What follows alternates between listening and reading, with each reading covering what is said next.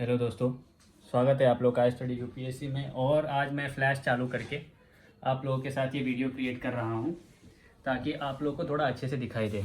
तो previous lecture में जैसे आप लोगों ने देखा था कि हम लोगों ने यहाँ तक कवर कर लिया था इंडियन आर्ट एंड कल्चर में, हम लोग कह रहे थे इंडियन लिटरेचर। वैसे भी इंडियन लिटरेचर से इतने क्वेश्चंस पूछे नहीं हैं, पर आप लोगों को जानना ज़रूरी है कि इंडियन लिटरेचर कैसे चलता है, क्या है, कैसा है। क्योंकि आप जब भी किसी भी केडर में अलॉट होंगे तो लिटरेचर कैसा है, कहाँ आपकी केडर अलॉट होगी, ये सारी चीज़ें डिपेंड करती है। चलिए दोस्तों, मैंने अभी तक इतना कवर कर लिया है। कुछ और लेक्चर्स में मैं ये पूरा बुक कवर कर लूँगा। नितिन सिंघानिया सर जी की इंडियन आर्ट एंड कल्चर हम लोग पढ़ रहे हैं, मेरे पास 4th एडिशन है। ठीक है, तो चलिए आगे बढ़ते हैं। बातें आप लोगों से बहुत होंगी मेरी। आप लोगों को प्रॉपर दिखाई दे रहा है? मैं कैमरा एंगल थोड़ा सा सेट कर लूँ। ठीक है, थोड़ा सा सेट कर लेता हूँ ताकि आप लोगों को थोड़ी दिक्कत ना हो, क्योंकि आप लोगों को दिखते दिखते भी रहना चाहिए ना। अभी इस बार थोड़ा ब्राइट लाइट है तो आप लोग को अच्छे से दिखेगा कि मैं क्या लिख रहा हूँ, मैंने कैसे प्रिपरेशंस की है। दोस्तों, बहुत दिनों बाद ये वीडियो बना रहा हूँ। आप लोगों को पता है कॉर्पोरेट जॉब करता हूँ, मैं भी इनोवेशन में हूँ, तो थोड़ा काम रहता है। पर फिर भी चलिए, इस सीरीज़ में ये चैप्टर हम लोग पूरा ख़त्म कर लेंगे। 2 सीरीज़ ऑलरेडी बना चुका हूँ मैं, और बहुत कॉम्प्रीहेंसिवली मैंने कवर किया है आप लोगों के लिए ये बुक। चलिए चलते हैं, तो फिर मडीवियल लिटरेचर पे चलते हैं। हम लोगों ने देखा एंशिएंट देख लिया, मडीवियल देखेंगे अभी हम लोग। उसके बाद बढ़ेंगे मॉडर्न की तरफ। मॉडर्न ज़्यादा है नहीं क्योंकि उस टाइम पे ज़्यादा कुछ हुआ नहीं था। तो चलिए देखिए मडीवियल literature. Several different trends emerged in medieval period which affected the languages and dialects that emerged. The major changes was the emergence of Persian as a writing language of the Delhi Sultanate and the Mughal court. This period also saw the development of Hindi from the ancient Upper Brahmas language, which was further derived from Prakrit. तो मडीवियल literature जैसे ही मडीवियल period आने लगा था, मडीवियल period में Mughals आ गए थे। अब जब मुगल्स आ गए थे तो वो लोग अपने साथ साथ पर्शियन लेके आए, और पर्शियन का विस्तार तब होने लगा जब मुगल कोर्ट्स में ये भाषाएं यूज़ की जाने लगी। इसके साथ साथ अपभ्रमा से जो हिंदी लिया गया था डायलेक्ट, जो कि बेसिकली निकला कहाँ था, प्राकृत से, वो भी डेवलप होने लगा। अब पर्शियन कैसे आया? ठीक है, although the root of Persian language are as old as Sanskrit, it came to India with the coming of the Turks and Mongols in 12th century. It is during this rule the Persian became the mode of communication of the court. तो वैसे तो Persian language जैसे संस्कृत जितना old है उतना ही है, पर Persian आया कैसे? जब मंगोल्स और टर्किश आए यहाँ पे 12th सेंचुरी में, तब पर्शियन आने लगा। और उन्हीं के रूल में जब उनके राज चलते थे, तब उस टाइम पे कम्युनिकेशन का यानी वार्तालाप का ये एक मीडियम हो गया था। One of the finest Persian poet is Amir Khusro Dehlavi of the 12th and 13th century. Apart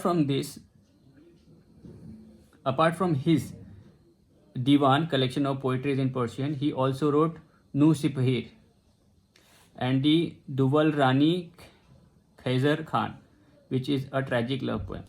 तो अमीर खुसरो उस टाइम के बहुत नामी जाने माने पोएट रह गए थे। उनकी कलेक्शन ऑफ पोइट्री जो पर्शियन में थी उसे कहते थे दीवान्स। ऐसे उन्होंने नू शिफिरो और दुवल रानी खैजर खान, ये एक ट्रैजिक लव स्टोरी भी लिखी थी। इन the Delhi sultanate multiple text were written in Persian. Most of them were concerned with creating histories for the rulers. Ziauddin Barani is among the top historians of that period and he wrote तुर्के Firoz शाही। तो जैसे जैसे दिल्ली सल्तनत, दिल्ली पे लोगों का कब्जा होते गया, वैसे वैसे ये जो पर्शियन लैंग्वेज डेवलप होते गया। और ज़्यादातर कैसे होता था, पर्शियन लैंग्वेज होता है राजा की जो भी हिस्ट्री है, जो उसने लड़ाई की है, कैसे बैटल फॉट किए, इन सारी चीज़ों के बारे में लिखने में यूज़ हुआ करता था। उसी में एक बड़ा नाम था जियाउद्दीन बरानी, जिन्होंने तुर्के फिरोज शाही लिखे। अब तुर्के फिरोज शाही एक बार यूपीएससी में पूछा है कि तुर्के फिरोज शाही किसने लिखी थी। मैंने 2-3 साल से पैटर्न देखा है, मेरे को नहीं लगता कि ये सारी चीज़ें पूछ रही, पर फिर भी फॉर द नॉलेज आप लोग रख लेंगे। Among famous historians were Minhaj ए Siraj. There are several travel accounts written by travellers that explain the socio-political scenarios of the period, such as those by the famous Morocco traveler Ibn Battuta. ये Morocco traveller थे Ibn Battuta. इन्होंने socio political जो structure होती थी जब राज चलता था, तो उनका सोशो पॉलिटिकल स्ट्रक्चर कैसा होता था इसके बारे में भी लिखा था। तो इनका नाम आप लोग याद रखें। इब्न बतूता, उस पर भी एक गाना भी है ना, इब्न बतूता बगल में जूता, पहले तो करता है जो भी है वो, मसक अली का सॉन्ग है। The production and dissemination of literature in Persian shot up in the Mughal period. Mughal emperor Babur wrote his autobiography Baburnama Tuzuk-e Baburi in Turkish, which provide important information about the Mughal conquest of India. जो भी लिखी गई थी पर्शियन में, वो लोगों तक पहुंचाने के लिए, डिसेमिनेशन मतलब लोगों तक फैलाने के लिए, मुगल पीरियड बहुत इम्पॉर्टेंट पीरियड रहा। उसमें मुगल एम्परर थे बाबर, उन्होंने टर्किश में लिखा था बाबरनामा, जिसको हम लोग क्या बोलते, तुर्के बाबरी, जो बताता था कि मुगल्स ने कैसे इंडिया को कॉन्कर किया, जीता, ऐसा। One of the greatest source about the period of Jahangir was Tuzuk-e Jahangiri autobiography of Jahangir. Tuzuk-e Jahangiri जो जहांगीर की ऑटोबायोग्राफी थी, उसमें भी एक सोर्स मिलता है। Another important work is Humayun नामा, ये लिखा किसने था, गुलबदन बेगम ने, जो कि उनकी बहन थी, which gives an account of Humayun's life, his struggle to get throne. It was written by his half sister Gulbadan Begum. The greatest emperor of this period was Akbar, and Aine Akbari, Volume 3, Akbarnama, written by his court historian Abu Fazl, is the best example of literature of this period. He ordered several translations of Sanskrit texts such as the Ramayana, the Bhagavad Gita, and the several Upanishads into Persian. The Mahabharata was translated into Persian and was called Ramzanama by Badauni. Haji Ibrahim Srihindi translated the Atharva Veda in Persian. So कैसा हुआ कि जब अकबर का rule आया, तो लोग जानते थे कि अकबर, लोग बोलते थे कि वो बहुत अच्छे राजा थे। तो अकबरनामा जैसे अबू फजल ने लिखा था। उसके बाद इन्होंने क्या किया कि पर्शियन में बाकी सारे ग्रंथ जो हिंदू ग्रंथ थे, जैसे भगवद गीता, रामायण, इन सब को ट्रांसलेट करना शुरू किया पर्शियन में। तो महाभारत को, रामायण को ट्रांसलेट किया था इन लोगों ने, उसको बोला था रमजानामा। ये किसने किया था, बदौनी ने। इनका नाम याद रखे, बदौनी, जिन्होंने रामायण को पर्शियन में कन्वर्ट किया था, और रमजानामा उसको बोलते थे। हाजी इब्राहिम श्रीहिंदी, उन्होंने अथर्ववेद को पर्शियन में ट्रांसलेट किया था। Faizi, elder brother of Abu Fazal, was considered the master of Persian poetry and was amongst the Navratnas in the court of Akbar. He translated Bhaskaracharya's Lilavati into Persian. Faizi ने लीलावती को पर्शियन में कन्वर्ट किया था। आप लोग इतना याद रखें, बाकी छोड़ दें। Tarikh Akbari, also known as Muzaffarnama, compiled by Muhammad Arif Kandhari, is the first chronicles of Emperor Akbar's region. It is an important source of information of the 16th century history of India, particularly the formative year of his career. This book is compiled by Muhammad Ali कांधारी, ठीक है।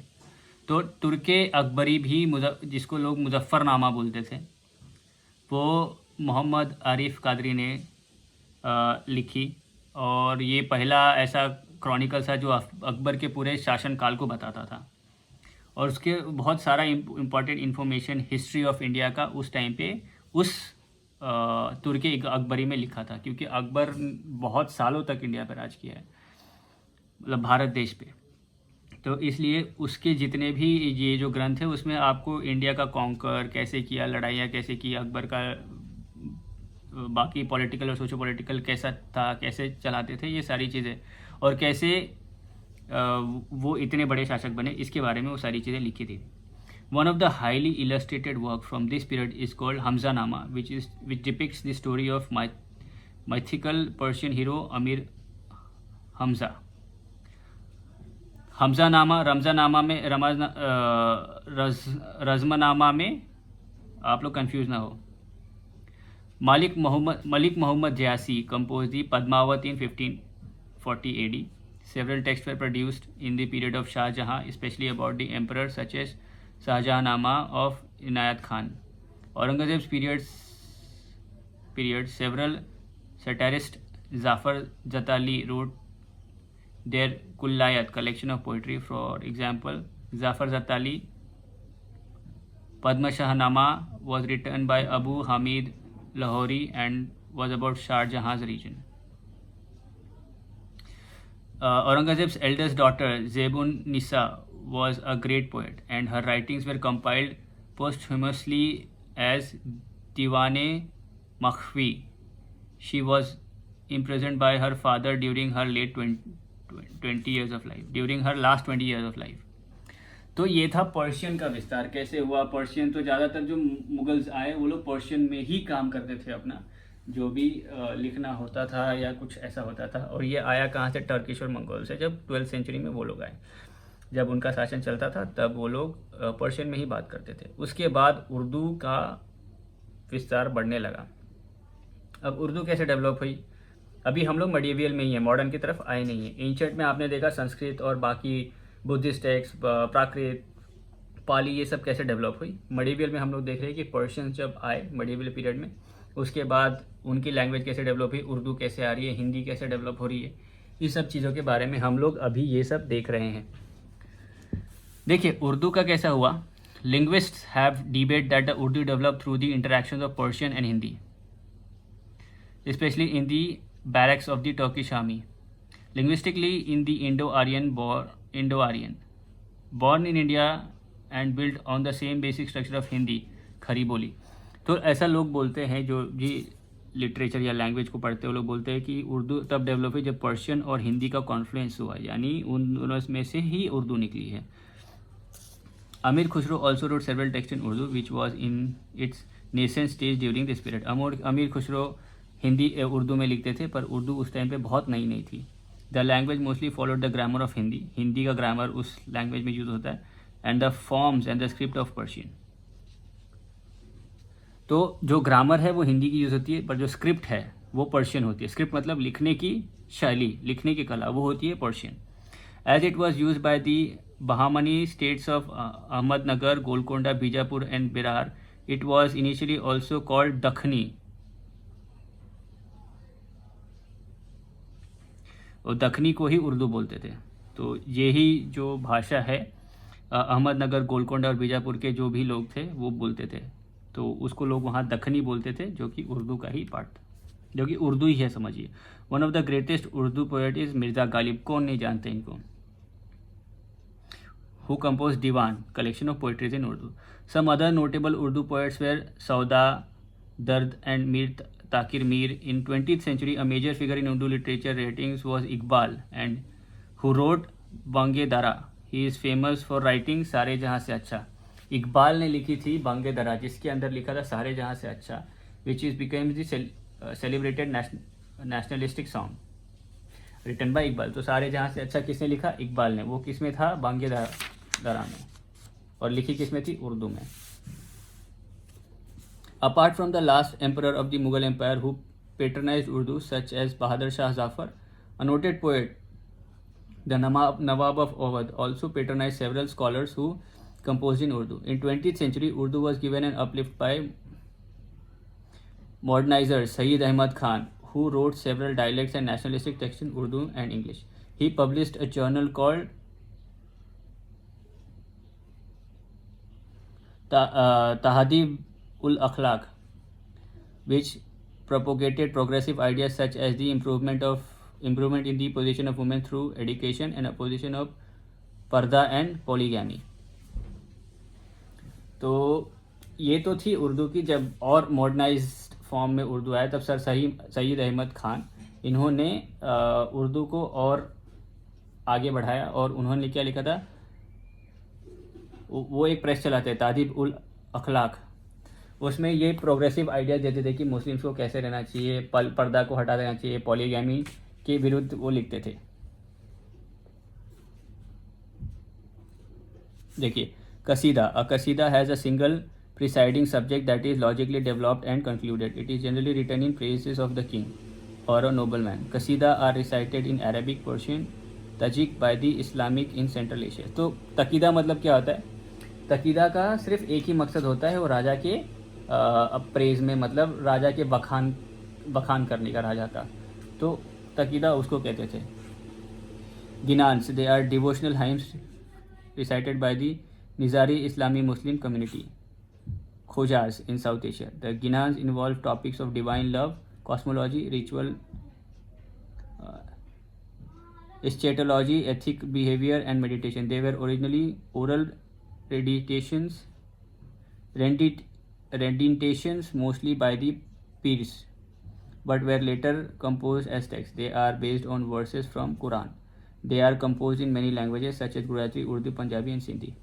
गिनाज मतलब वो ऐसे hymns, मतलब जैसे श्लोक्स होते हैं हमारे पास, वैसे ही हाल, जैसे गाना गा के बताना, जैसे श्लोक भी हम लोग गाना गा के मतलब एक सुर में गाते हैं, वैसे ही रहता था। ये ज़्यादातर लोग जो पीर थे वो लोग गाते थे। फिर बाद में थोड़ा थोड़ा जब डेवलपमेंट हुआ तो इसको लिखा भी जाने लगा, और ये ज़्यादातर गुजराती, उर्दू, पंजाबी और सिंधी में थे। शहर अशोब is an ancient Urdu poetic genre in South Asia. Ashobh generally describes the emotional thoughts of writing in a narrative poem based on several competencies. It was widely used by the poet during the Mughal Empire to express the anguish and sorrow over political and social shift. शहर अशोभ जो था, अशोभ generally क्या होता है कि emotionals जो भी होते हैं, इमोशनल थॉट्स जो होते हैं, जो पॉलिटिकल थॉट्स हो गए या फिर सोशल लाइफ में अगर कुछ ऐसा दिक्कत हो रही है तो उसके बारे में वो चीज़ बताती थी, और उस टाइप से वो लोग पोएम लिखते थे, और ये ज़्यादातर मुग़ल एम्पायर में होता था। तो अभी आप लोगों को उर्दू समझ में आई कैसे हुई, कैसे नहीं हुई। अब आते हैं हिंदी एंड इट्स डायलेक्ट। ज़्यादा नहीं है, मैं जल्दी ख़त्म कर दूँगा इसको, ठीक है, 3-4 बजे हैं, जल्दी ख़त्म हो जाएगी। देखिए, मैं आज आप लोगों को ये अब मेरा जो फ्लैश है मोबाइल का, उससे दिखा रहा हूँ, क्योंकि लाइट थोड़ी सी मेरे घर की डिम हो गई है। लाना है, आप जानते हो, काम रहता है, तो वीडियो भी बना ही रहा हूँ मैं। देखिए, Hindi and its dialects. Hindi as we know it today evolved between 7th and 14th century from Upper Brahmas, which evolved from Prakrit. The language received its biggest boost with the Bhakti movement, which shunned the use of Sanskrit as it was the language of Brahmins and the common people did not use it. Hence, writers started using the language of people, and from the 12th century onward, a sharp rise in regional languages such as Bengali, Hindi, Marathi, Gujarati was seen. Hindi आई कहाँ? अपभ्रमा से। अपभ्रमा कहाँ से? प्राकृत से, ठीक है, ये याद रखें। अच्छा, हिंदी को जब कब बूस्ट मिला? जब भक्ति मूवमेंट्स आई। तो यूपीएससी का भी एक ऐसा आप पेज देखोगे जहाँ पे भक्ति मूवमेंट्स के बारे में बोलते हैं यूपीएससी के सिलेबस में कि भक्ति मूवमेंट्स पढ़ो।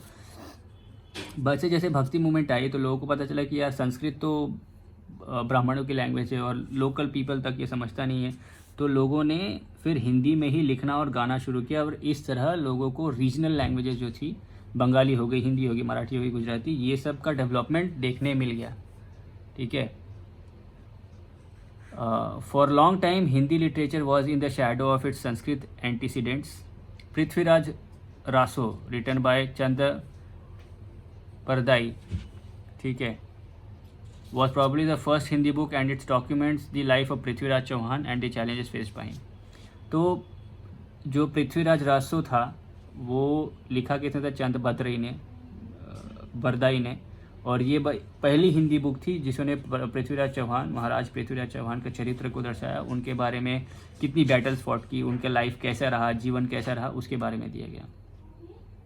The bulk of work in is poetry by bhakti writers such as Kabir who is famous for dohas. Kabir को कौन नहीं जानता, वो हिंदी में लिखते थे और दोहे लिखते थे। That are used by the common people of India even today. Tulsidas was another Vaishnava saint devotee of Rama who became immortal by writing Ramcharitramanas in the Awadhi language. Other texts written by him includes Vinay Patrika, Krishna Gitavali, Kavitavali, Gitavali, Sahitya Ratna, Dhobavali, and वैराग्य संदीपानी। ये तुलसीदास जी ने लिखे थे। रामचरितमानस तो लिखा था, बहुत famous है, आप लोग को पता है रामचरितमानस, तुलसीदास जी ने लिखा था। Lord Krishna's life also became the subject of various medieval poets. For example, Surdas, who wrote Sursagar, which was about Krishna's infancy and his adolescent affair with the gopis. Rashmi Bhushan Rakshkhan also wrote about the devotion of Lord Krishna. Surdas ji ने लिखा था सुरसागर, जो कि भगवान श्री कृष्ण का जो adolescent और गोपियों के साथ जो भी उनकी रासलीला थी उसके बारे में बताते हैं। Mirabai is also famous as the women who renounced the world for Lord Krishna and wrote bhakti poetries and bhajans for him. Mirabai, वो भी लॉर्ड कृष्णा के बारे में लिखती थी, कृष्ण भगवान के बारे में लिखती थी भक्ति पोइट्रीज और bhajans. In the 16th and 17th century Narayan Bhatt Goswami, Narayan Bhatt, हम लोग नारायण, यहाँ यार इंग्लिश में नारायणा लिखते हैं लोग, नारायण भट्ट गोस्वामी रोट ओवर 50 भक्ति ग्रंथास। ही इज फेमस व्रजमंडल परिक्रमा गाइड द टाइटल्ड वर्ज भक्ति विलासा states he discovered 333 यानी 333 forests and holy places of Sri Krishna. Satsai is a famous work of the early 17th century Hindi poet Bihari, which is based on devotion and love and is the Braj Bhasha dialect of Hindi and is based on devotion and love. तो ये सब थी हिंदी के dialects, कैसे बढ़ा अवधि में, ब्रज भाषा में। अब हम लोग मिडीवियल तक ख़त्म कर दिए, अब मॉडर्न में भी हिंदी का और विस्तार होगा, ठीक है। उसमें फिर आएगी बंगाली, उड़ीसा, आसामी, गुजराती, अभी के जितने भी लैंग्वेजेस है सब आ जाएगी उसमें, ठीक है। आइए चलते हैं।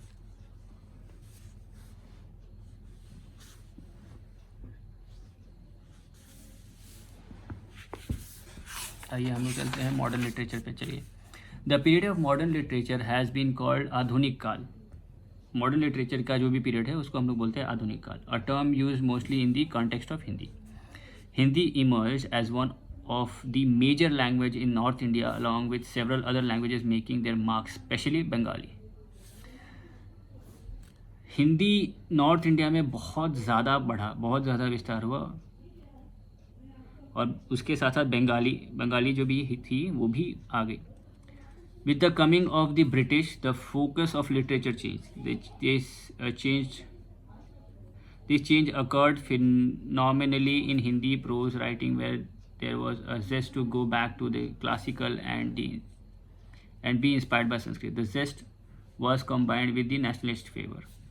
Bhartendu Harishchandra wrote his most famous drama Andher Nagri, City of Darkness, in 1881, and this became a major play on political satire. His other very famous nationalist works is Bharat Darshan. He is called father of modern Hindi literature. Bhartendu Harishchandra called father of modern Hindu literature, Hindu literature नहीं, modern Hindu literature, क्योंकि इन्होंने एक famous drama लिखा था अंधेर नगरी, जिसका मतलब था कि अंधेरा नगर, जो कि पॉलिटिकल सटायर में जो लोग जैसे स्ट्रीट्स पे जाके या रोड पे, रास्तों पे जाके जो तमाशे करते हैं, दिखाते, वो पॉलिटिकल सटायर में बहुत सही बैठता था। उसके बाद जब अंधेर नगरी के बाद भारत की दुर्दशा जो ब्रिटिशर्स थे उसी पे लिखे थे, भारत की दुर्दशा कैसे हुई है उस पे भी लिखा था उन्होंने। Another major writer from this period is Mahavir Prasad Dwivedi, after whom an entire phase of Hindi writing has been named. बहुत बड़े एक राइटर थे महावीर प्रसाद द्विवेदी, ठीक है। सो अब देखिए, in the modern period of Hindi is called Adhunik Kaal. Modern period में हिंदी को आधुनिक काल बोलते थे। उसके सब सेक्शन थे। भारतेंदु युग, जिसमें भारतेंदु हरिश्चंद्र लिखते थे। द्विवेदी युग, जिसमें द्विवेदी महावीर प्रसाद द्विवेदी जी लिखे। उसके बाद छायावाद युग, उसके बाद कंटेम्प्रेरी पीरियड। ये ऐसे दिग्गज लोग हुए जिनके काल को ही एक पूरा पीरियड कर गया। भारतेंदु युग, द्विवेदी युग, छायावाद युग, contemporary period. The movement to make Hindi the national language which would link all religions was spearheaded by Swami Dayanand, even though he wrote quite a lot in Gujarati. His most famous work in Hindi is Satyartha Prakash, written in 1857. तो जो हिंदी है उसको national language बोलने की जो पहला जो भाव उठाया था वो स्वामी दयानंद ने उठाया था। उनका फेमस हिंदी राइटिंग है सत्यार्थ प्रकाश, ठीक है। Several Hindi authors such as Munshi Premchand, कौन नहीं जानता मालगुडी डेज। फिर मुंशी प्रेमचंद की आप लोग ने वो लिखा नमक का दरोगा, बहुत सारे ऐसे हैं उनके। सूर्यकांत त्रिपाठी निराला, बहुत अच्छे कवि। मिथिली शरण गुप्ता, बहुत अच्छे again. Questions the orthodoxies in the society. Premchand wrote many anthologies in Hindi and Urdu and his famous work include Godan, बाप रे, मालगुडी डेज गोदान का ही है, and Karam Bhoomi. Other notable writers in Hindi includes Sumitra Nandan Pant, मैंने इनकी कविताएं पढ़ी है, बहुत अच्छी। Sumitra Nandan Pant, Ramdhari Singh Dinkar.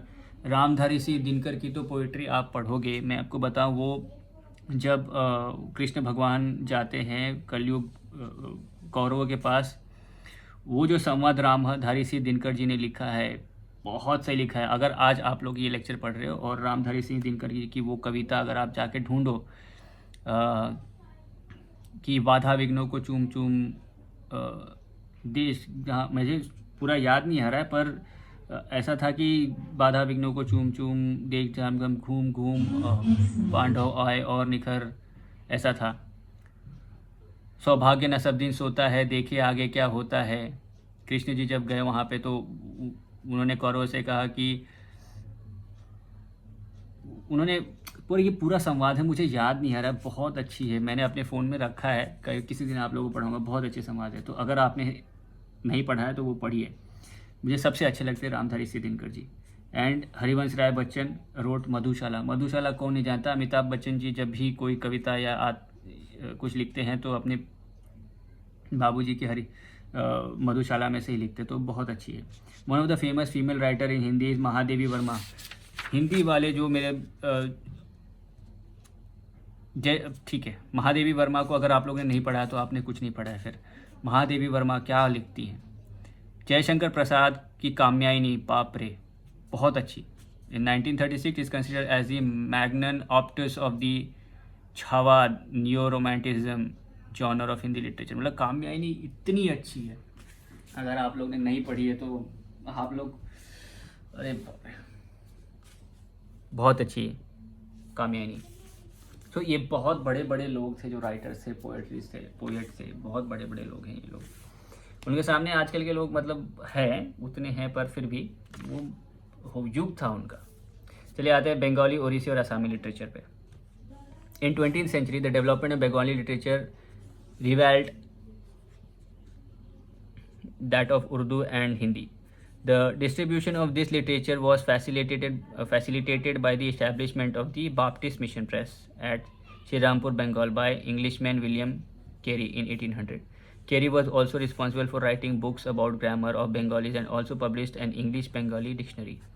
His press inspired wealthy local Bengalis to open their own press and disseminate literature in Bengali. जब विलियम कैरी ने बाप्टिस्ट मिशन प्रेस श्रीरामपुर में इस्टेब्लिश की, तब से बंगाली लिटरेचर का विस्तार शुरू हो गया।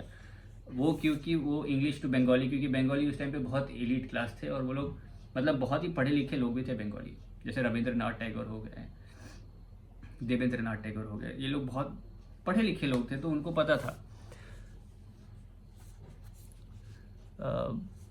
हाँ, Charyapata, a collection of mystic songs of 10th and 11th century, is considered the oldest literature document of the Bengali language. Charyapada. This was discovered by Bengali scholar Hari Prasad Shastri in Nepal Dubar Library in 1916. तो चार्यपदा Bengali literature का एक oldest literature document कहा जाता है, जिनको हरि प्रसाद शास्त्री जी ने नेपाल दुबर library में देखा था 1960 में. Although a lot of ancient and medieval literature work existed in Bengali before the 19th century, such as the Mughal Kavyas, they had not been widely published. It was with the nationalist fever reached Bengal that the literature took a defined turn towards the concerns and suffering of the common man and the nation's plight under British rule. Raja Ram Mohan Roy was among the first to write in Bengali and English, and his work was widely read. He laid the real foundation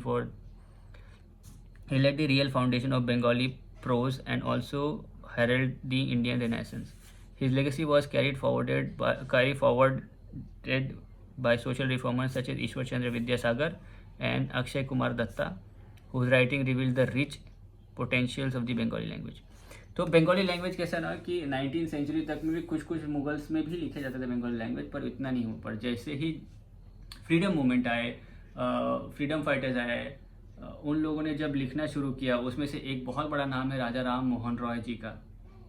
राजा राम मोहन रॉय ने क्या किया कि वो ऐसे पहले आदमी थे जो हिंदी, इंग्लिश और बंगाली दोनों में लिखते थे। तो जैसे ही नेशनलिस्ट फीवर जब शुरू हो गया, नेशनल देशभक्ति की जो भावना अपने चरम पे होने लगी तो वो लिखते थे, और बहुत सारे लोग उनके जो भी लिखते थे वो उसको पढ़ते भी थे, बहुत सारे लोग। और उन्होंने ही फाउंडेशन स्टोन दिया, एक शिल्प रखी बंगाली लैंग्वेज की इंडियन रेनेसांस में। उनके बाद जब राजा राम मोहन रॉय जी नहीं रहे, उसके बाद ईश्वर चंद्र विद्यासागर एक बहुत बड़े नाम है जो बंगाली जो भाषा है, जो लिटरेचर है, उसको आगे ले गया। जो जीनत है, मतलब जो चरम है उसकी बंगाली लैंग्वेज की तब पहुंची जब बंकिम चंद्र चैटर्जी आनंद मठ, जो उनका पॉपुलर लिटरेचर रहा है, उसमें से वंदे मातरम लिया गया है। तो आनंद मठ में से वंदे मातरम क्या, वंदे मातरम सुजलाम सुफलाम मलयज शीतलम सस्य श्यामलाम वातरम वंदे मातरम, ये चीज़ बंकिम चंद्र चैटर्जी से लिया है। बंकिम चंद्र चट्टोपाध्याय ने नेशनल एंथम लिखा, बंकिम चंद्र चैटर्जी ने वंदे मातरम, कन्फ्यूज ना हो। आनंद मठ से लिया गया है ये। The first Indian, also the first Asian to win Nobel prize was the Bengali writer Rabindranath Tagore. कौन नहीं जानता है इनको। गीतांजलि, मैंने गीतांजलि की इंग्लिश ट्रांसलेशन पढ़ी है,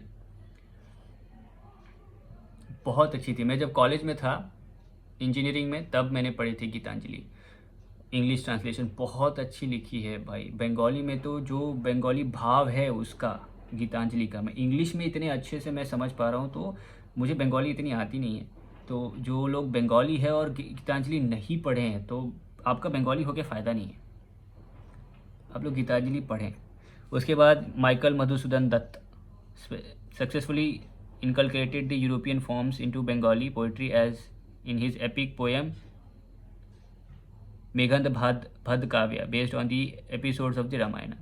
The poem is based on the demises of Meghand, son of Ravana, and was published in 1861. तो जो माइकल मधुसूदन दत्त थे उन्होंने रामायण लिखी, और उसमें जो मेघनाद का वध है, जब रावण के जो पुत्र है मेघनाद, उनका मरण कैसे हुआ उसके बारे में लिखी थी। Sharat Chandra Chatterjee, Kazi Nazrul Islam and R C Dutta also made important contribution to Bengali literature. R C Dutta freedom fighter में भी थे। आर सी दत्ता के बारे में मेरे हिस्ट्री के जितने भी दोस्त लोग हैं, अभी हम सब यूपीएससी वाले एस्पिरेंट्स हैं, मैं तो फिलहाल नहीं हूँ, पर मैं सिखा रहा हूँ या पढ़ा रहा हूँ, अपने एक्सपीरियंस शेयर कर रहा हूँ। आर सी दत्त के बारे में हिस्टोरियंस ने बहुत अच्छी चीज़ लिखी है, आप लोगों को मुझे कमेंट सेक्शन में बताना है। अब असमीज लिटरेचर कैसे डेवलप हुआ। In the medieval period Assamese literature was dominated by Buranji court chronicles, जो भी कोर्ट में चलता था उसी में आसामी में लिखा जाता था। Apart from these official works, Shankardev in 15th-16th century compose devotional poetries in Assamese. Shankardev थे, वो आसामी में पोइट्री लिखते थे। The context of modern Assamese literature took major scholars namely Padmanath Govind Barua and Lakshminath Bezbaroa had made their mark. Modern time पे बरुआ जी और लक्ष्मीनाथ जी, इन लोगों ने आसामीज लिटरेचर को संभाला। Odia literature from the east of India, sizeable corpus come from Odia literature. The first major work came from Sarala Das. Odia literature में सबसे पहला काम किसका आया? सरला दास जी का। In the medieval period, one of the outstanding writers were Upendra Bhanja, who wrote in the early 18th century. In the modern period, तो medieval period में उपेंद्र भांजा करके थे, नाम इम्पॉर्टेंट नहीं है, पढ़ाना है, लेक्चर ख़त्म करना है, कवर करना है सब कुछ। आप ये ना बोलो कि भैया कुछ पढ़ा नहीं रहे, सब कवर कर रहा हूँ। मॉडर्न में रविंद्रनाथ रे, फ़कीर मोहम्मद सेनापति, इन लोगों ने अपना नेशनलिस्ट मूवमेंट्स जब चलते थे, जब देश के बारे में बातें होती थी, तब ये लोग ओडिया लिटरेचर में लिखते थे। अब गुजराती, राजस्थानी, सिंधी लिटरेचर। गुजराती लिटरेचर आप लोगों को पता है, as mentioned earlier the Bhakti movement was at its peak in Gujarat and that affected the literature composed there. Narsinh Mehta 15th century is a very popular name in this area as he combined devotional songs for Lord Krishna with folk traditions. The first period saw poetry by Narmad in 19th century and prose by Govardhanram.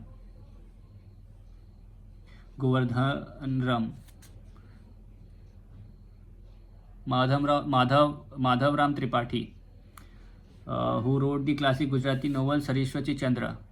Which was recently made into television series. तो सरस्वती चंद्र अगर आपने नहीं देखी हो, TV serial आता था, बहुत पुराना है, मैंने देखी सरस्वती चंद्र, रोमांटिक है, मतलब प्यार वाली है सरस्वती चंद्र।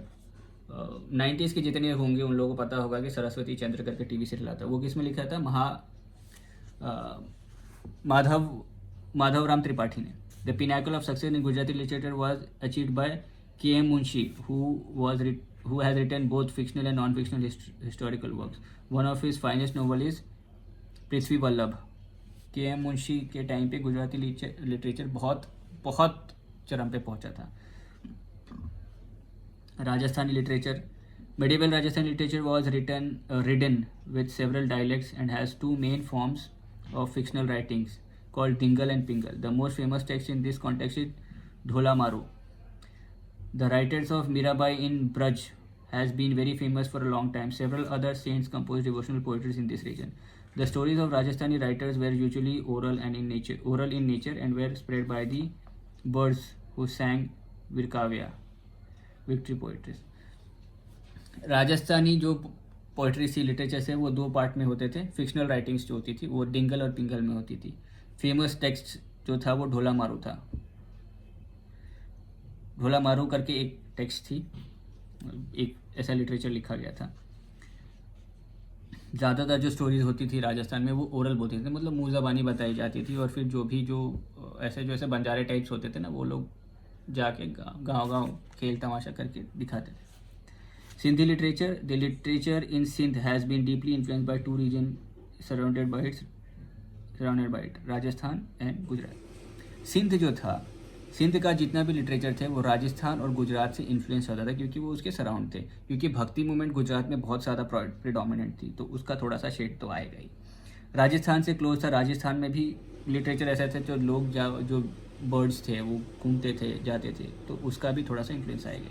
As Sindh was always on the border of India, it was among the first region to come into contact with Islamic settlers in India, which also explains the influence of Islam and Sufism and Sindhi poetry. The poetry is very lyrical and meant to be sung. तो जो सिंध था वो हमेशा India के border पे रहा। तो जैसे ही कोई मुग़ल आए या कोई भी आए तो वो लोग वहाँ से आते थे, तो वहाँ सेटल होके वहाँ पे जो भी उनका भाषा है या चीज़ें हैं वो उस पर विस्तार करते थे। इसलिए सिंध में इस्लामिक पोइट्रीज और सूफीज़ का भी उसके लिटरेचर में बहुत ज़्यादा प्रभाव पड़ता था। Shah Abdul Latif was a Sindhu Sufi mystic and poet who is widely considered to be the greatest poet of the Sindhi language. His poems were compiled by his disciples in Shahjo Risalo, published in 1886. Two prominent names in Sindhi literature of the 16th century are Diwan Kauromal and Mirza Kalich Beg. ये Sindhi literature के 2 बड़े नाम हैं। इसके बाद शाह अब्दुल लतीफ़ के बाद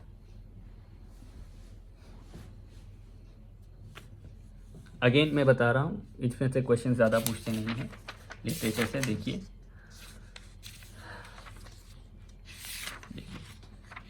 UPSC CDS, UPSC CSE में एक भी क्वेश्चन इतना पूछा नहीं है, ठीक है।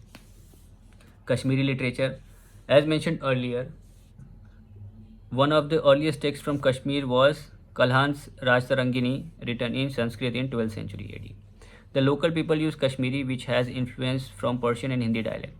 In the early medieval period, when the Bhakti movement was in peak, the Kashmiri language saw its first female poet, a Shivite mystic called Lal Ded. Shivite mystic मतलब शिव जी के उपासक। अच्छा, राज तरंगिनी जो लिखी थी कश्मीर में, जो टेक्स्ट है, पुरानी टेक्स्ट, सबसे पुरानी टेक्स्ट जो कश्मीरी में मिलती है वो है राज तरंगिनी, जो कि संस्कृत में लिखी हुई थी। लोकल जो वहाँ पे लोग रहते थे वो लोग कश्मीर की भाषा यूज़ करते थे, पर जो इनका जो डायलेक्ट, उस भाषा में ज़्यादातर पर्शियन और हिंदी डायलेक्ट मिक्स रहता था। अर्ली मेडिवल पीरियड, भक्ति मूवमेंट जब शुरू हुआ, पीक पे था, तब एक फीमेल पोइट वहाँ पे आई, उनका नाम था Lal Ded. But the major spread happened when after the coming of Islam and Sufism to Kashmir, and which then several major writers such as Sufi Ghulam Muhammad, Zinda Kaul and Mahjur। तो जैसे ही मुग़ल आए तो सूफ़ी movements आई, और जब कश्मीर में ये सूफी movements आए तो ऐसे बहुत सारे लिटरेचर्स फिर डेवलप होने लगे कश्मीरी लैंग्वेज में। उसमें से कुछों के राइटर्स जो है सूफ़ी गुलाम मोहम्मद और जिंदा कौल और मजहूर, ये सारे राइटर्स उस टाइम पे आए। हब्बा खातून 16th century was a Kashmir's Muslim poet and ascetic who was known as the Nightingale of Kashmir. She composed songs in Kashmir. It is claimed that she introduced Lowal to Kashmir poetry, which is equivalent to the English lyrics. हबा खातून, जिनको Nightingale of Kashmir कहा जाता था, वो लोआल ले आई, मतलब lyrics ले आई, मतलब राइटिंग्स ले आई। Another interesting persons in Kashmir literature is Nooruddin, who was also known as Nundrishi and was purported to bringing Hindi and Islamic elements together in the poetry. Nundrishi जिन्होंने हिंदी और इस्लामिक लिटरेचर को एक साथ लेके आए। With political power passing to the Dogra family in Jammu in 1864, Kashmir has become eclipsed by the Dogri language. Recently, some interest have been shown in reviving the language. So, जैसे ही Dogra family I वहाँ पे, तो Dogri language Kashmir में बढ़ने लगी। Punjabi literature आप लोगों को पता है गुरुमुखी स्क्रिप्ट में लिखी जाती है, आदि ग्रंथ में गुरु गोबिंद सिंह जी किए हैं, ठीक है। पर फिर हम लोग पढ़ते हैं आगे। Several regional and geopolitical influence have affected not only the politics of Punjab but also its literature. Punjabi literature was composed in two major scripts, Persian and Gurumukhi. One of the greatest texts of the world in this region book, in the religious book of Sikh, the Adi Granth, and the major of it is Gurumukhi. It also comprises the dohas of Kabir, Dadu and Nanak in Hindi and Braj. It is therefore very composite text. Guru Gobind Singh, who contributed to the Adi Granth, also wrote Savai poetries in Punjabi. The local literature took heavily to love stories and epics. For example, Sohani Mahiwal, Sasi Pannu, and the very famous Hir Rancha, which was composed by Waris Shah. The Sufi poetry of Baba Farid, Bulle Shah became popular with the masses as well as with the rulers of this region. They composed many songs or classical composition called kafis that were usually sung by the common people. Modern Punjabi literature was also affected by nationalistic writing, and Bhagat Singh legendary Rang De Basanti Chola is a classic example of this trend.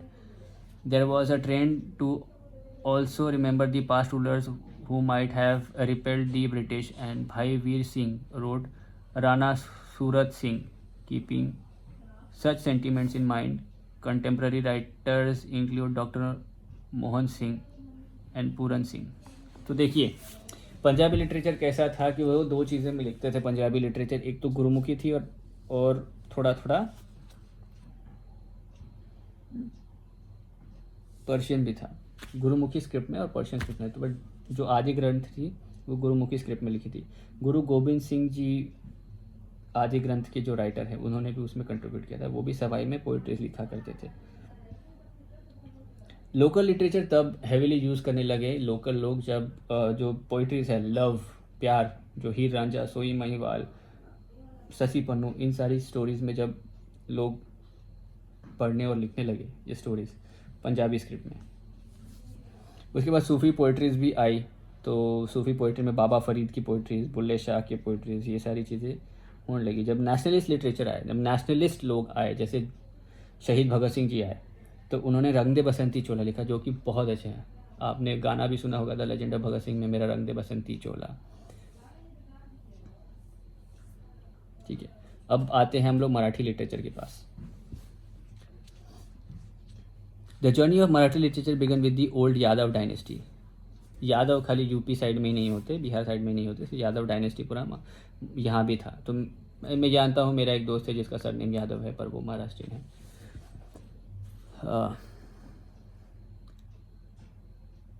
महानुभाव पंथ and Warkari Sampradaya led the foundation of Marathi literature. Warkari Sampradaya led the foundation. Warkari संप्रदाय क्या है, मैंने ये chapter में बताया है कि वारकारी संप्रदाय क्या करती है, वारकारी पेंटिंग क्या होती है और उन किन की पूजा करती है, जतरा भी निकलता है। तो आप लोग कनेक्टिंग द डॉट्स हमेशा याद रखें, क्योंकि अगर आपको ये चीज़ आ गई कि अच्छा वारकरी संप्रदाय, अच्छा वारकरी पेंटिंग, अच्छा वारकरी संप्रदाय किसको फॉलो करते थे, कहाँ जाते हैं, जतरा जाती है, कैसा होता है, ये सारी चीज़ें आप लोगों को कनेक्ट करने आनी चाहिए बाय डिफ़ॉल्ट, ठीक है।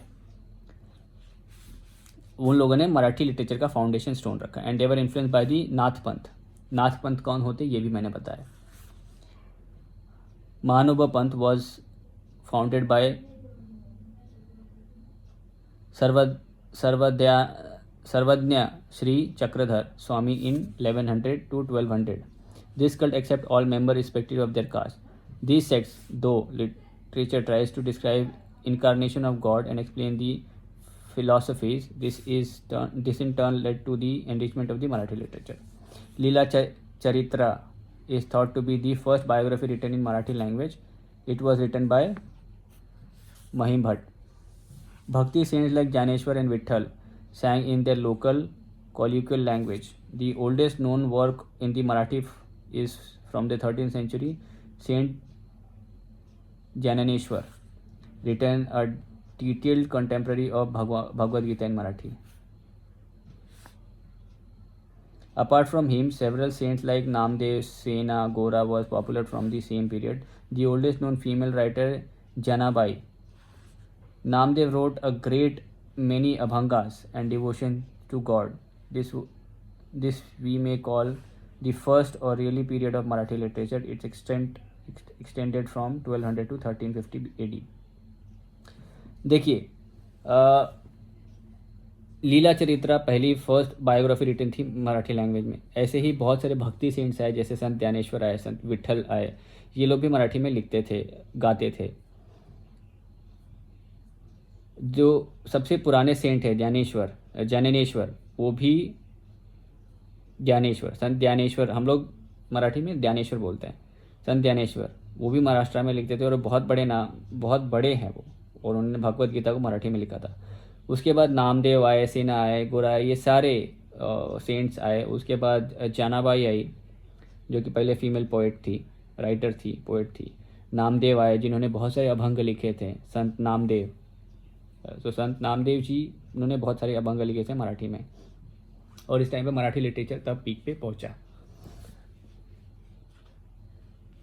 There was no such development in Marathi literature from the middle of the 14th century till the beginning of the 16th century. संत एकनाथ, देखिए अब एकनाथ जी का जन्म जब हुआ, the seed of literary genius remained germinated again. तो जब एकनाथ जी का जन्म हुआ तो जो लिटरेचर था मराठी लिटरेचर, उसकी सीड्स यानी उसके बीज फिर से बोए गए और फिर उगने लगे। दिस पीरियड मतलब ये कि मराठी लिटरेचर फिर से फ्लरिश होने लगा। This third period is the most brilliant period of the history of Marathi literature. It extended from the beginning of the 17th century to the close of Peshwa rule. Three great poets, Ramdas, Tukaram and Mukteshwar, were born. कुछ time तक 14th century से लेके early period of Marathi literature, 14 से लेके 16th century तक के बीच में Marathi literature में कोई डेवलपमेंट नहीं हुआ। फिर संत एकनाथ जी का जन्म हुआ और उनके बाद मराठी लिटरेचर फिर से बढ़ने लगा। उसके बाद जब तीन बड़े नाम आए पोएट्री में, वो एक थे रामदास, तुकाराम और Mukteshwar. Sant Tukaram, the great poet in Marathi literature, preached aestheticism, toleration and devotion to God. He composed Abhangas poetry. Tukaram Gatha is the Marathi language compilation of his work. He include a discussion about the conflicts between Parvati and Nivriti, that is between having a passion for life, family and business, and the desire to renounce, leave everything behind, and individual liberation, moksha. Ramdas was a saint who wrote Dasbodh, contributing sermon on abstract as well as practical topics. Mukteshwara too, by his translation of Mahabharata, motivated the masses. तो ये सारे लोग ऐसे थे। तुकाराम जी ने तुकाराम गाथा लिखी थी, जिसमें वो मराठी लैंग्वेज में लिखी थी, जिसमें ये डिस्कशन होता था कि एक तो आप कैसे अपना जीवन, फैमिली और बिजनेस चलाओ, उसके बाद एक की मोक्ष के बारे में, दोनों के बीच में कॉन्फ्लिक्ट होते रहते थे, मोक्ष कैसे पाना है। रामदास जी ने दासबोध लिखा था और मुक्तेश्वर जी ने महाभारत को मराठी में लिखी थी। The nationalist movement affected the Marathi poetry and prose writings. One of greatest nationalist figure, Bal Gangadhar Tilak, published his regional newspaper Kesari in Marathi. This paper criticized the British and their policies and published tracts by leading revolutionaries of that time. Marathi prose writing took a turn for a better with the work with Harinarayan Apte, V.S. Chaplunkar, and Keshwut. Contemporary lot of Marathi poets include M.G. Ranade, G.T. Mandholkar and T.T. Telang. ये सारे बहुत सारे Marathi writers थे जो freedoms के time पे nationalist movement के time पे आए थे. उसमें सबसे बड़ा नाम है बाल गंगाधर तिलक, लाल बाल पाल. ये ट्रायो थे, लाल बहादुर शास्त्री, बाल गंगाधर तिलक और लाला लाजपत राय. इन ट्रायो के बीच की जो भी केमिस्ट्री है आप मुझे कमेंट सेक्शन में बताएंगे क्यों लाल बाल पाल ये फेमस हुए थे. ठीक है, अब आते हैं nationalist movement, nationalist literature of India. मतलब जब नेशनल स्ट्रगल चल रहा था, फ्रीडम के लिए स्ट्रगल चल रहा था, तो कौन सा लिटरेचर ज़्यादा यूज़ करते थे लोग, और कौन ऐसे व्यक्ति थे जिन्होंने लिटरेचर में लिखा और लोगों को अपनी बातों से प्रभावित किया नेशनलिस्ट मूवमेंट में, देश के लिए जान देने के लिए, एक इंडिपेंडेंस के लिए. ठीक है, Nationalism is closely linked with literature, which can be seen in the histories of the freedom struggle of India. Beginning in the 19th century, nationalist ideas began to emerge, and writings in several Indian languages started to flourish, with many literatures writing on topics of national interest. Some literary work associated with nationalism and socio-religious forms are as follows. Bankim Chandra Chatterjee, the famous novelist, started a journal, Bangadarshan, to educate and raise awareness among the common people. The magazine has a defining influence on the emergence of Bengal identity and the genesis of nationalism in Bengal. His novel Anand Mat inspired the youth to take part in the nationalist activities. Bankim Chandra Chatterjee, इन्होंने लिखा था आनंद मठ. इसमें से लिया था क्या लिया था बताओ कमेंट सेक्शन में. Rabindranath Tagore inculcated his interpretations of nationalism by associating it with humanity and emphasizes the importance of achieving freedom of mind through his novels such as Gora and Ghare Bahre. Our national anthem Janagana Mana exacerbates the nationalist flavor produced by his writings. Bhartendu Harishchandra used poetry to raise sense of patriotism among the public. His plays Andher Nagri and Bharat Durdarsha highlighted the oppressive characters of British rules. मैंने आप लोगों को बताया था कि हरिश्चंद्र जी की जो भी थी अंधेर नगरी और भारत दुर्दशा, ये ऑपरेसिव कैरेक्टर थी ब्रिटिश की, उसके बारे में दर्शाती थी. रविंद्रनाथ टैगोर ने गोरा एंड गोरे बहरे, ये एक माइंडसेट थी लोगों में, मतलब जो उनकी ये लिटरेचर थी वो लोगों में एक माइंडसेट बनाती थी कि फ्रीडम ऑफ माइंड क्या होती है. बंकिम चंद्र चटर्जी के बारे में बताया. Dadabhai Naoroji wrote a book poverty and un British rule. ये बहुत बार पूछा है. एंड ड्रेन ऑफ वेल्थ बहुत बार पूछा है. Dadabhai Naoroji, drain of wealth and poverty un British rule in India. ये हिस्ट्री के लिए भी बहुत इंपॉर्टेंट क्वेश्चन है. आप बोलोगे कि ये क्वेश्चंस आते कहाँ से, तो ये क्वेश्चंस यहाँ से आते हैं. आपने बोला कि अरे ये तो हिस्ट्री का सवाल है, पर ये देखिए आर्ट एंड कल्चर में भी आ गया है. आर.सी. दत्ता, मैंने आपको बताया था ये बहुत बड़ा नाम है हमारे इंडियन फ्रीडम स्ट्रगल में. enunciated economic nationalism by exposing the exploitation by the British in the book The Economic History of India. The Economic History of India R C. Dutta ने लिखी थी, और इनमें ये बताया कि ब्रिटिशर्स ने कैसे हम लोग को एक्सप्लॉइट किया, मतलब हमारी इकोनॉमिक वेल्थ को कैसे लूटा. So he also wrote 4 historical novels prompted by what he called literary patriotism. Why Am I an Atheist? An essay was written by Bhagat Singh in Lahore Central Jail to propagate his idea of nationalism among the common people. जैसे कि आप लोग जानते हैं कि भगत सिंह जी किसी भगवान को नहीं मानते थे, तो उन्होंने जब वो जेल में थे लाहौर में, तो उन्होंने लिखा था वाई एम आई एथिस्ट, मैं भगवान में क्यों नहीं मानता हूँ, नेशनलिस्ट मूवमेंट कॉमन पीपल तक पहुँचाने के लिए. Books such as The Indian Struggle by Subhash Chandra Bose, The Discovery of India by Jawaharlal Nehru, and The Indian War of Independence by V.D. Savarkar has been instrumental in raising sense of patriotism among the educated Indians.